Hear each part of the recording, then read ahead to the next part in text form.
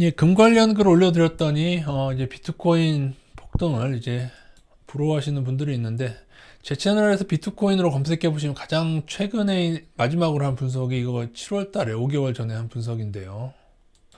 그 당시 저의 분석상으로는 상승 가능 구간, 상승 신호 구간으로 제가 분석을 드리죠. 그러나 제가 뭐라고 합니까? 절대로 추천은 아니고 절대로 투자하지 말라는 말씀까지 덧붙이면서, 그러니까 문의가 들어와서 분석해 달라고 하셔서 분석을 드렸던 겁니다. 제가 상승 신호라고 말하고도 투자하지 않는 몇 가지가 있는데, 예를 들면 셀트리온 같은 종목들, 주식 선물 관련해서 계속 동영상 보신 분들은 아실 거예요. 하락 신호는 하락 신호고 상승 신호 날 때 상승 신호 알지만은 제가 투자하지 않은 몇 가지들이 있는데, 그런 종목들은 상승의 폭하고 상관이 없습니다. 그 이후의 상승에 따라서, 그러니까 저는 이제 작전주 연구가이기 때문에 당연히 그런 종목들이 상승이 크게 나올 수도 있다는 것을 알고 있죠. 왜냐하면 작전주이기 때문에 그렇죠. 그래서 여러분이 들리시기엔 애매하게 들리실 수 있습니다. 왜냐하면 위험하다고 하는데 그럼에도 불구하고 상승은 크게 나올 수도 있고, 뭐 그러면 어쩌라는 얘기는 하시는데, 그냥 간단한 원칙을 생각하시면 됩니다. 아무리 많이 오를 종목이라도 큰 위험이 있는 종목은 투자하지 않겠다. 그러니까 여러분이 이렇게 룰아웃 시키는 분야가 있어야 됩니다. 예를 들면 지금의 나스닥 알고 있죠. 지금도 상승 신호고 상황에 따라서 일부 종목은 여기서 50% 100%더 갈 종목이 분명히 있을 겁니다. 그러나 그러지 않아도, 그렇게 그런다고 해도 투자하지 않는 분야가 있어야 하는데, 그 중에 아마 넘버원 중에 하나는 비트코인이나, 사실 뭐 메지온이나 알테오젠 뭐 그런 제약주들, HLB 그런 제약주겠죠. 셀트리온보다 더 잡주인 계열들. 개인적으로는 셀트리온도 단 한순간도 투자하지 않아야 된다고 보고 있습니다. 뭐 제가 누누이 아마도 합병을 빌미로 올릴 것이다 얘기하지만은 그러지 않아도 투자하지 않고 있습니다. 왜일까요? 바로 이것입니다. 작전하는 작전주와 버블이라고 하는 것은 급등도 일어납니다. 그리고 사실은 단기간에 그 변동성을 크게 만들므로 인해서 사람들을 꼬시는 일을 하죠. 환장하죠. 최근에 일어나는 셀트리온의 그 상승, 심지어 코로나 치료제라는 그 상승을 통해 우리나라 아마 허가해 주겠죠. 우리나라 뭐 정부야 뭐 워낙에 대기업이나 재벌, 요즘에는 제가 볼 때 정치인들이 작전 세력들하고도 끈끈한 것 같은데요. 뭐 그러니까 예전에 플래닛 82도 50배 헤쳐먹고 나갔죠. 그죠? 정부에서 인증해준 나노 기술로요. 그러나 아무리 중간에 많이 오르더라도 플래닛 82처럼 상장 폐지되거나 급락은 한순간에 일어나고 한순간에 모든 걸 잃어버리는 경우가 많은데, 물론 아마도 급등주 노래를 한다면은 그 누구보다도 일반 개인들보다는 제가 조금은 더 수익을 조금은 더 내고, 아마 빠져나오는 시기도 언젠가 큰 위험이 당하는데 그걸 빠져나오는 시기도 일반 개인들보다 제가 조금은 더 알고 있을 겁니다. 그러나 제가 오랜 기간 봐온 결론은 이겁니다. 중간에 아무리 많이 벌더라도 위험한 것을 계속 그냥 깔짝깔짝 거리다 보면은, 그러니까 지뢰밭에 깔짝깔짝 거리고 지뢰를 잘 피하는 길을 알고 있다고 하지만은 그곳에 있는 것 자체가 위험하고, 더딘 것 같더라도 우량주 위주의 투자를 하는 사람은 10년, 20년 지나도 살아남고, 지금 또다시 비트코인에 기웃기웃거리는 사람은 여기서 뭐 중간에 100% 벌던 500% 벌던 그건 상관없습니다. 결국에 투자라는 하는 것은 아주 끝을 봐야 되는데, 과연 우리가 상승도 잘 맞추기 힘들지만 과연 폭락하는 시기도 맞출 수 있다. 그러니까 그것은 자신의 자만과 오만이죠. 그러니까 어떻게 보면 이 작전하는 애들은 개인들이 많이 꼬일 때까지 늘 유혹하고 헷갈리게 만듭니다. 지금의 나스닥과 제약주처럼요. 그래서 여러분, 이건 애매한 태도 같지만 절대 애매한 태도가 아닙니다. 저희는 아무리 많이 오른다고 해도 버블이 큰 종목은 어느 순간 이상에선 건드리지 않는 게 맞다. 개인적으로 비트코인 가치는 0이라고 생각합니다.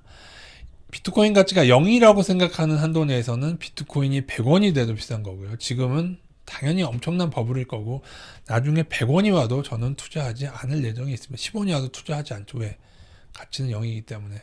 과거에 비트코인이 고점 찍고 급락하기 전에 비트코인 실체를 제가 많이 경고드리면서 연구한 결과는 거래소가 사기입니다. 거래소가 가격을 조작까지 하고 가격을 붕붕 띄울 수 있는 수준까지 돼 있으며, 그리고 가격을 붕붕 띄운 다음에 그것을 해킹으로 처리해서 그냥 돈을 뜯어가는 겁니다. 여러분이 만약에 작은 돈으로 장난치는 것까지는 상관없을지 모르는데, 여러분이 만약에 수억의 돈을 들어가게 되면은 그것은 지금까지 계속 해킹을 당했습니다. 해킹이 아니고 거래소에서 그거를 가격을 띄우면서 걔네 걸 먼저 체결하면서 그걸 손실 처리하기 때문에 가격을 올리고 빠져나갈 수 있는 시스템. 그렇기 때문에 인출 지연이 일어나고 제가 굉장히 세밀하게 분석을 했는데 그 당시가 유튜브 약간 초창기여서 조회수가 많지 않거든요.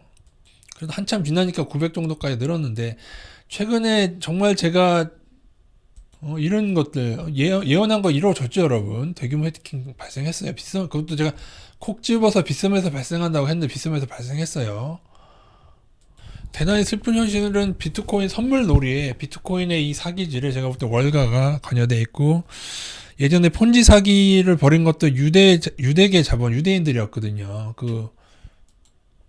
다 구속됐던 사람이 전 나스닥 위원장이었고요. 그러니까 어떻게 보면 우리나라랑 비슷해요. 그러니까 제도권에 있는 사람들이 폰지 사기도 벌였고 제가 볼 때 이 비트코인 사기도 제도권에 있는 월가랑 그러니까는 페이스북의 가상화폐는 안 된다고 막 규제해놓고 비트코인은 허락해 주잖아요.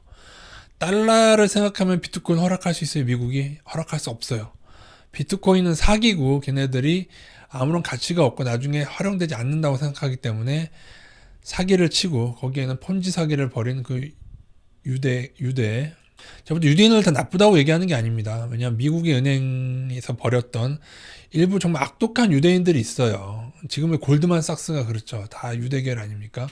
그리고 거기에 제가 볼 때는 빌 게이츠까지 연관이 돼 있어요. 그러니까 아마 빌 게이츠도 유대인이죠. 근데 그들의 카르텔 가운데 빌 게이츠 잘 들여다보세요. 그 사람 폰지 사기 때도 폰지에 대해서 자신은 투자한다고 했고 거기에 대해서 좋게 얘기했었고 비트코인 때도 그렇게 얘기했었고 그리고 희한한 것은 비트코인 하락 전에는 또 어떻게 알았는지 또 출구 전략까지 쓰더군요. 빌 게이츠가. 그죠?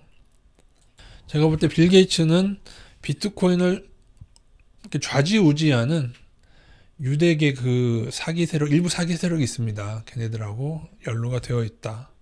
원유 사태를 통해서 여러분 선물 시장에 자 보세요. 원유가 마이너스를 가기 전에 마이너스 제도가 없었는데 원유가 마이너스를 가기 바로 직전 달에 그 선물 시장에서 CME인가요? CME일 겁니다. CME에서 마이너스 제도를 만든 다음에 그러니까 월가랑 걔네는 그냥 한 통속이에요. 그러니까는 개인이 달려들고 나서 고점이 와서 떨어졌습니다. 개인이 등한시하니까 얘네들이 제가 노렸죠. 선물 놀이로 올린다. 그죠?